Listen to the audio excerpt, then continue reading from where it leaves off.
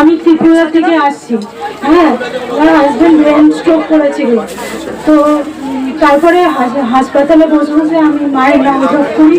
তারপরে ও হাঁটতে পারতো না, আমি মেয়ে হাঁটাতাম। আমি এখানে এনেছি যে 2 মাস হলো ব্রেন স্ট্রোক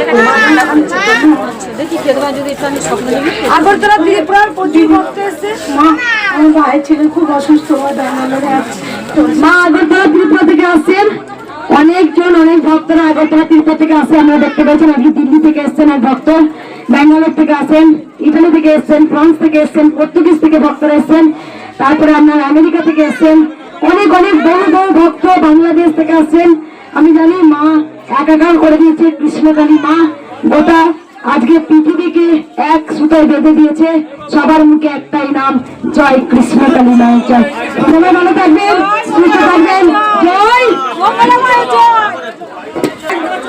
এয়ারপোর্টের মায়ের বন্ধু আমি, এয়ারপোর্ট মায়ের বন্ধু আমি। আমার স্বপ্ন দেখেছে মা গুড় বাতাসাকে পুজো দিচ্ছে। ওর পরে টিউমার অপারেশন বললাম না, করতে হয়নি, ওর হাতে হয়েছিল 2 মাস কেটে গেছে, ওই জন্য এসেছি পুজো করতে। এই মাকে সবাই চিনতে পারছে।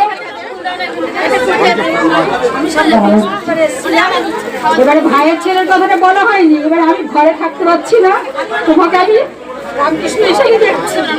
হ্যাঁ, রামকৃষ্ণ হিসেবে দেখছি, বলছে তুই কেন তো ভাইয়ের ছেলেটা বললি না? আমি আমার এই জন্য আজকে এসেছি।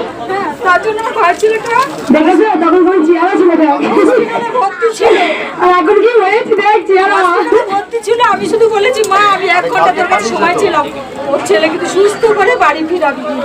ডাক্তার ভাই আমার সুস্থ নেই, আমি 8 বার এনে 9 বার। বুঝতে পারছো কত ভালোবাসে, প্রতি মাসে আসবেই মায়েরা। এই হয়ে গেছে, আমি 2 বার এসেছিলাম। হ্যাঁ, তারপরে ভাইয়ের ছেলে কি করলো, পুরো অজ্ঞান হয়ে মানে হাসপাতালে 6 দিন বিছনা সজ্জা করতো, ডাক্তার খেতে গেছিল। আমি কল্যাণী নদিয়া থেকে একবার